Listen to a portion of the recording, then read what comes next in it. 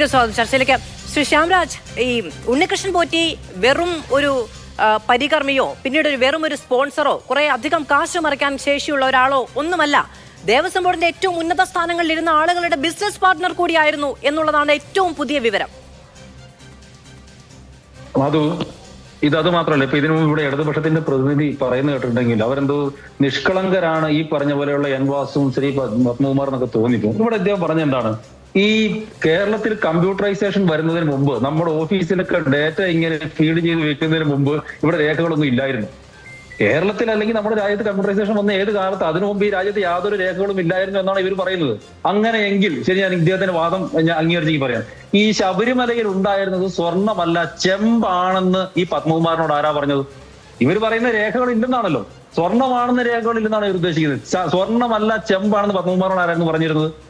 അതിനുശേഷം ഞാൻ ഇന്നൊരു ന്യൂസ് കണ്ടതനുസരിച്ചിട്ട് അദ്ദേഹം പറയുന്നത് 43 പവൻ സ്വർണം ദ്വാരപാലക ശില്പങ്ങളിൽ പൂശിയിരുന്നു എന്ന് അദ്ദേഹം പറയുന്നുണ്ട്. ഈ 43 പവൻ എന്നുള്ള കണക്ക് കൃത്യമായിട്ട് എവിടെന്നാ കിട്ടിയേ? ഇവർക്ക് ഇവരുടെ കള്ളത്തെ 49 അപ്പൊ ഇവർക്ക് ഇവരുടെ കള്ളത്തരത്തെ ഇവരുടെ കൊള്ളയെ ന്യായീകരിക്കാൻ വേണ്ടിട്ട് പറ്റുന്ന രീതിയിലുള്ള പല പല കണക്കുകൾ എടുത്തിടും അല്ലെ. ഇതിങ്ങനെയൊന്നും ഇതിനൊക്കെ അപ്പുറത്തേക്ക് ഒരുപാട് ഈ കാര്യങ്ങൾ നീണ്ടു പോയി കഴിഞ്ഞിരിക്കുന്നു. ഇത് ഈ ശബരിമലയായിട്ട് ബന്ധപ്പെട്ട ചർച്ചകളുടെ തുടക്കം നിങ്ങളൊന്ന് എടുത്തു നോക്കിയേ. തുടക്കത്തിൽ ഇവർ പറഞ്ഞെന്നറിയോ, ശബരിമലയിൽ സ്വർണം പൂശിയിട്ടേ ഉണ്ടായിരുന്നിട്ടില്ല എന്നാ, അങ്ങനെ ഒരു കണക്കേ ഉണ്ടായിരുന്നിട്ടില്ലെന്നാ പറഞ്ഞത്. പിന്നെ ഇവരുടെ പ്രശ്നം അതിലെ എമൗണ്ട് എത്രമാത്രം സ്വർണം പൂശി എന്നുള്ളതാണ്. പിന്നീട് ഇപ്പൊ ഇവര് പറയുന്നത് ഇവരുടെ നേതാക്കന്മാർ പൂശിയില്ലെന്ന് എന്നിട്ട് അത് അടിച്ചു മാറ്റിയിട്ടുണ്ടെന്നുള്ളതാണ്. അപ്പൊ അങ്ങനെ ഓരോ ദിവസവും തരാതരം പറ്റുന്ന രീതിയിലേക്ക് ഈ വാദങ്ങൾ മാറ്റുന്നു എന്നതിനപ്പുറത്തേക്ക് ഇതിനകത്ത് യാതൊരു കാര്യവുമില്ല. ഇനി 98-99 കാലഘട്ടത്തിൽ സ്വർണം പൊതിയുമ്പോൾ മറ്റൊരു കാര്യം കൂടിയുണ്ട്. ഈ UB ഗ്രൂപ്പിന്റെ ആളുകൾ സ്വർണം ശബരിമലയിലേക്ക് കൊടുക്കാം എന്ന് പറഞ്ഞിട്ട് വരുന്ന സമയത്ത് അന്നത്തെ നയന സർക്കാർ ആദ്യം സ്വർണം കൊടുക്കാൻ വേണ്ടി സമ്മതിക്കുന്നില്ല. സ്വർണം കൊടുക്കാൻ വേണ്ടിയിട്ട് സമ്മതിക്കാതിരുന്നിട്ട് അവസാനം ഹൈക്കോടതിയിൽ പോയി, ഈ സർക്കാർ ചോദിക്കുന്ന പണമാണ് നോക്കണേ, അന്നേ ഇത് അടിച്ചു മാറ്റാൻ കൊള്ള ചെയ്യാനുള്ള പണിയൊക്കെ അവർ നോക്കിയിരുന്നു. പക്ഷെ അങ്ങനെ ഹൈക്കോടതിയിൽ പോയിട്ട് ഹൈക്കോടതിയുടെ ഉത്തരവോട് കൂടിയിട്ടാണ് ഈ പറഞ്ഞ സ്വർണം മൊത്തം കൊടുത്തിട്ടുള്ളത്. അപ്പൊ അന്ന് തന്നെ ആ കാലഘട്ടത്തിൽ തന്നെ 98-99 കാലഘട്ടത്തിൽ തന്നെ കേരളത്തിൽ ഇത്രമാത്രം ചർച്ചയായിട്ടുള്ള വിഷയം. ഇനി ആ സമയത്തെ മുഴുവൻ അച്ചടി മാധ്യമങ്ങൾ എടുത്ത് നോക്കിക്കോളൂ. എന്തായാലും കമ്മ്യൂണിസ്റ്റുകാർ പത്രം വായിക്കാത്താരെന്ന് പറഞ്ഞൊന്നും വിശ്വസിക്കാൻ പറ്റത്തില്ലോ.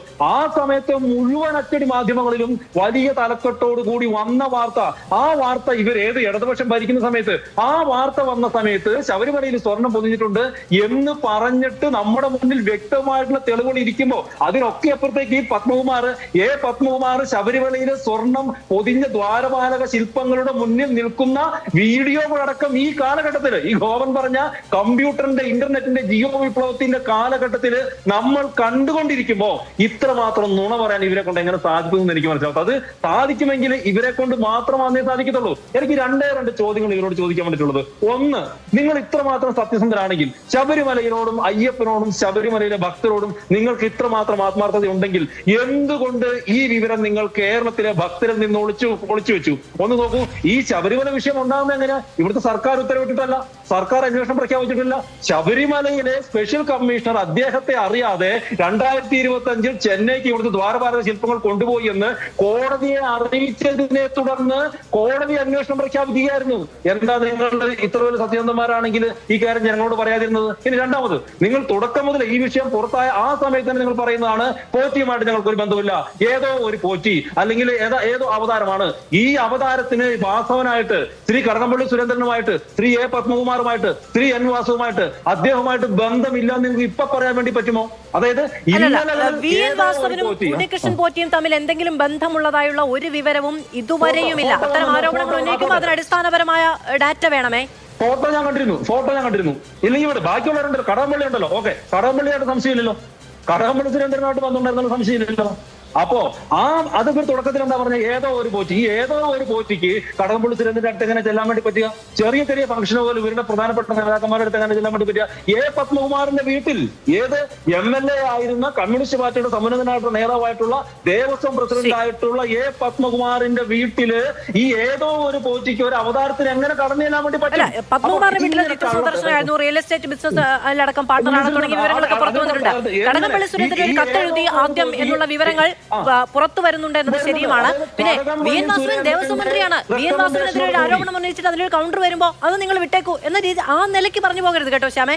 ഒരു കാര്യം പറയുകയാണെങ്കിൽ ഉത്തമ ബോധ്യവും അതിൽ ഉറച്ചു നിൽക്കുകയും വേണം.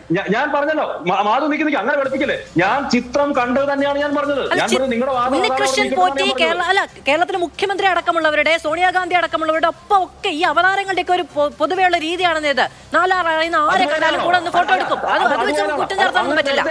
മാധുവിന്റെ അവകാശം. മാധു ഒരവസരം കിട്ടിയപ്പോ CPM-നോട് വെളുപ്പിക്കല്ലേ. വി എൻ വാസവന്റെ ഒപ്പം ഈ കടകംപള്ളി സുരേന്ദ്രന്റെ ഒപ്പം വെളുപ്പിക്കൽ ആരോപണമൊക്കെ തരാതര എല്ലാവരുടെ കയ്യിൽ നിന്ന് കേൾക്കുന്നതാണ്. പക്ഷേ അടിസ്ഥാനപരമായ കാര്യങ്ങൾ പറയുമ്പോൾ അതിൽ വസ്തുത വേണമെന്നേ ഉള്ളൂ. ഏത് അടിസ്ഥാനമില്ല.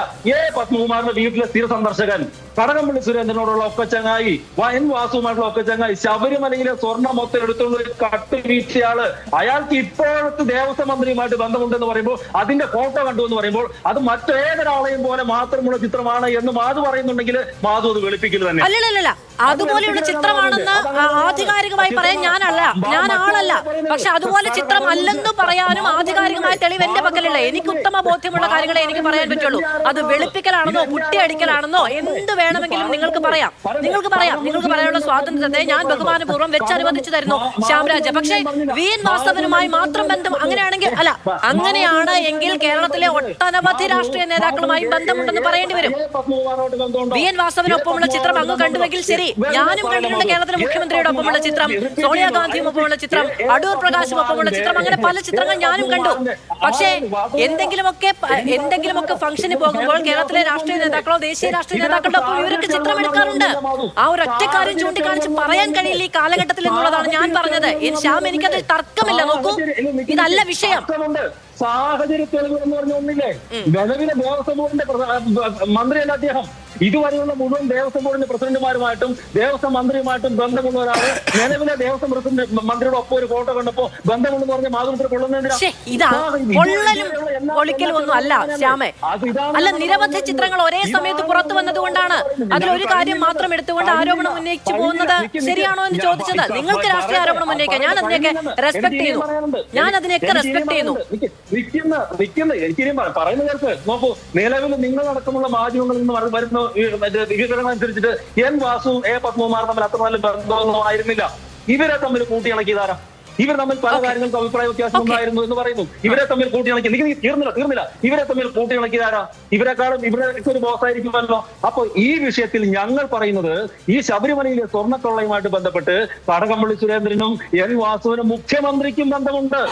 കാരണം മുഖ്യമന്ത്രി അറിയാതെ ഒന്നും ഇവരുടെ ഇത്രമാത്രം നേതാക്കന്മാരൊക്കെ ഈ മുഖ്യമന്ത്രി അറിയാതെ ഒന്നും ഇത്ര വലിയ കൊള്ള നടത്താൻ വേണ്ടിട്ട് പറ്റില്ല. മുഖ്യമന്ത്രിയുടെ CPM-ന്റെ ഏറ്റവും പ്രിയപ്പെട്ടവർ അവരെയാണ്. എനിക്ക് സമയം കിട്ടില്ല, ഞാൻ പറയട്ടെ, അവരെയാണ് ശബരിമലയുടെ ചുമതല ഏൽപ്പിച്ചതെന്ന്. എന്നിട്ട് ഇത്രമാത്രം തെളിവുകൾ പുറത്തു വന്നപ്പോ ഇത്രമാത്രം സ്വർണം ഉണ്ടായിരുന്നു എന്നുള്ള തെളിവുകൾ പുറത്ത് ഒന്നുമല്ലേലും നിലവിൽ വിജിലൻസ് കൊടുത്ത റിപ്പോർട്ട് അനുസരിച്ചിട്ട് 950 ഗ്രാം സ്വർണം ഉണ്ടായിരുന്നല്ലോ ദ്വാരപാലക ശില്പങ്ങളിലും വാതിൽപ്പാടിലും കൂടെ. അതിന് CPM-ന്റെ പ്രതിനിധിക്ക് എതിരെ അഭിപ്രായമില്ലല്ലോ. അദ്ദേഹം ഈ ചർച്ചയിൽ പറഞ്ഞത് അവിടെ സ്വർണം എത്ര ഉണ്ടായിരുന്നു അറിയില്ലെന്നാണ്. പക്ഷേ 981 ഗ്രാമിന്റെ കണക്ക് ഹൈക്കോടതിയിൽ വിജിലൻസ് കൊടുത്തു കഴിഞ്ഞല്ലോ. അപ്പൊ എന്തിനാണ് കള്ളം പറയുന്നത്? അപ്പൊ ശബരിമലയിൽ സ്വർണം കൊടുത്തിട്ടുണ്ടായിരുന്നു. ഈ ഉദ്ദേശശുദ്ധിയെ തന്നെയാണ് ചോദ്യം ചെയ്യപ്പെട്ടതൊക്കെ. ഈ ഉദ്ദേശശുദ്ധിയെ തന്നെയാണ് ചോദ്യം ചെയ്തത്.